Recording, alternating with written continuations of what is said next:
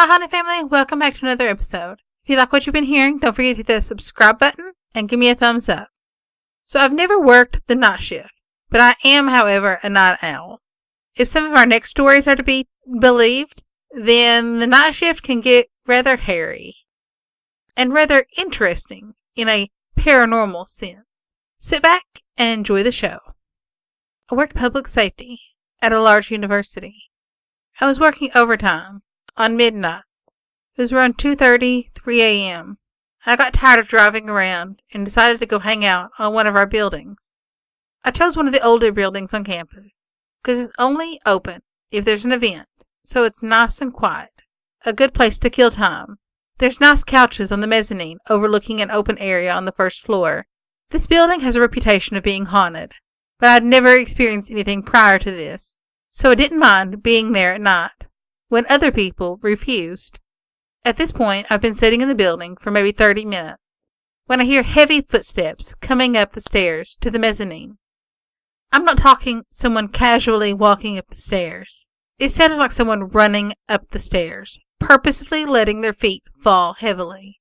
I never heard the door open or heard anyone walking around downstairs.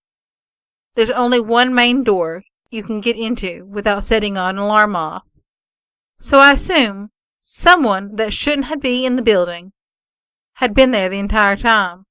I checked the entire building after this, expecting to find a homeless person or some students who had gotten in and possibly tried to leave when they realized I was inside. No one was there. No explanation for the noise. I avoided the building after that for a while. My second experience in the building was also on midnights. I had just come back to work after my weekend. I had done something to my back and could only sit in the car with my duty belt on for so long before my back would start to bother me. Around 4 a.m., I couldn't take being in the car any longer. There was nothing going on, so I decided to go sit on the mezzanine again. When you look out off this mezzanine, there's a large open room. On the other side is a kitchen and another mezzanine. No one really goes over there unless it's open for an event. The other mezzanine has restrooms, changing rooms, and some furniture, but isn't set up as a sitting room like the other room. I'd only been over to the other one a few times, so I didn't know the layout that well. Anyway, I'm sitting there, browsing the net, and I realize it's like 5:15, 5:30. I decide to go back before someone complains that I've been doing nothing this whole time. The sun is starting to come up, and light is filtering into the building. It's still kind of dark, but light enough to easily see across the other mezzanine. I get up, and I start to leave, when I just happen to glance across the other side and see a person wearing red quickly stand up and walk to what I thought were stairs. At first, I thought, was that one of the engineers or cleaning people? Had they been there and I hadn't realized it? But neither the engineers nor the cleaning people were red. Maybe they had a jacket on. I'm interested in finding out who had been watching me from the other side this entire time, so I make my way over there, only to find out that what I thought were stairs was a wall. Whatever it was, walked into a wall. I got out of there after that, and I didn't go back into that building after dark for quite some time. Story 2.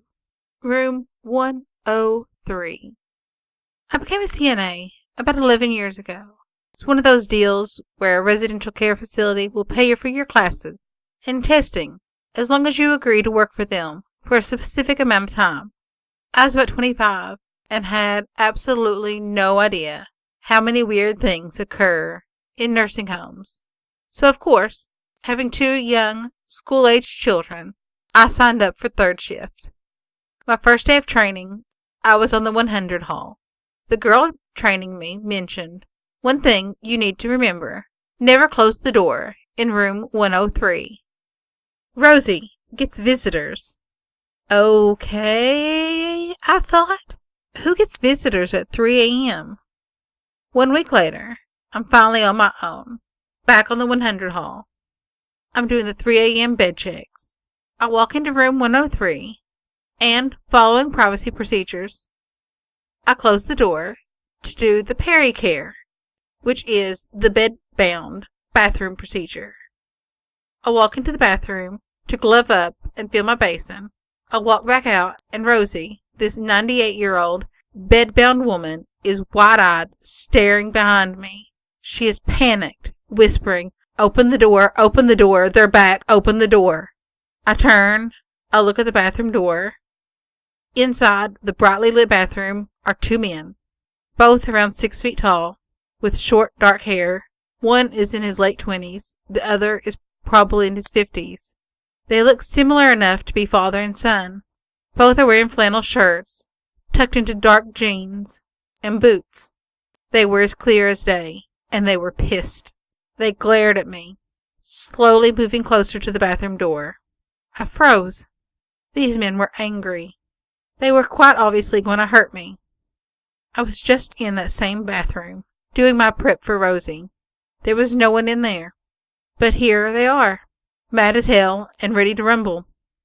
Rosie is actually slapping at me from her bed, screaming at me to open the door.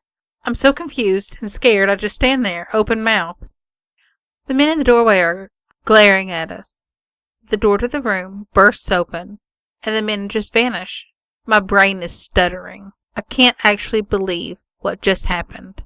The night shift nurse comes into the room, going off on me. "You know you were told not to close this door. Everyone knows not to close 103. Look what you've done. Rosie is in hysterics." I managed to calm her down, finish her pericare, then track down the RN and ask her what just happened. She rolls her eyes and scoffs at me. "It's 103. They just show up when you close the door. They don't leave the bathroom. They just stand there in the doorway. So we just don't close the door. They've been here for years." I have absolutely no idea what started that haunting, but those men were crystal clear and extremely angry. I've since worked in other care homes and come to understand that weird stuff happens all the time, but this one definitely sticks out as the most threatening. Story 3. The nightclub. I used to work in a nightclub. That used to be an old cinema. First night cashing up on my own. I couldn't remember which key locked the office. As I finally got the right key and locked the door, I heard a voice come directly behind me, saying, "You look a bit lost there, mate." Needless to say, I sprinted down from the office, grabbed the first member of staff I could find, and told her. She convinced me that it must have been somebody outside, that I just thought I heard right next to me. I was tired and stressed, and she could have been right. 2 nights later, I got a call at 4 a.m. from one of the girls who was also training to cash up, demanding to know what I told the other staff member that I'd spoken to directly after the incident. I started telling her the story, and just as I got to the part where I was about to say what I heard, she interrupted me and said, "You look a bit lost there, sweetheart." After that night, we found loads of strange things happening. A locked door in one of the old disused rooms kicked in from the inside. No other way into the room. Screaming from other sealed rooms. Children's footprints appearing across the freshly mopped dance floor. The CCTV cameras would glitch out at random intervals, even though the engineers said they were fine. Glasses flying across the bar. Keys jangling when we knew no one with keys was upstairs. A little girl singing. After a while, we actually became desensitized to it, but it never stopped. Story 4. The fire station. I've had a few minor occurrences, but not as crazy as some of my coworkers. I work at a fire department in a small city of about 12,000 people. We work 48-hour shifts, so we have a dormitory with individual bunks to sleep in. Our dorm is directly connected to our truck hall, so we can respond to calls as we receive them very quickly. At night, everyone has heard the ambulance doors opening and slamming shut. They make a very distinct noise that is unmistakable. We have a key code door system for both the front and back doors that lead into the truck hall, so it can't be accessed by just anyone. There have been 2 times I've woken up in the middle of the night at work and have heard this terrible static that's become very loud to the point where it feels like something is crawling into my ears, and then it will slowly fade away. I've also heard footsteps in the dorm when I've been the only one there. My battalion chief has been there for 13 years, and he has seen some crazy things. He was asleep one night and heard someone bouncing a basketball out in the truck hall. Initially, he thought it was one of our absent-minded co-workers on the phone with his wife, just bouncing a basketball while talking on the phone. He got up out of his bunk, walked into the truck hall, and a few feet in front of him, the basketball continued to bounce by itself, like someone was dribbling it. Then it came to a slow bounce and rolled away. He ran into our kitchen living room area and didn't sleep for the rest of the night. And those are really just the tip of the iceberg of weird things that has happened in our fire hall.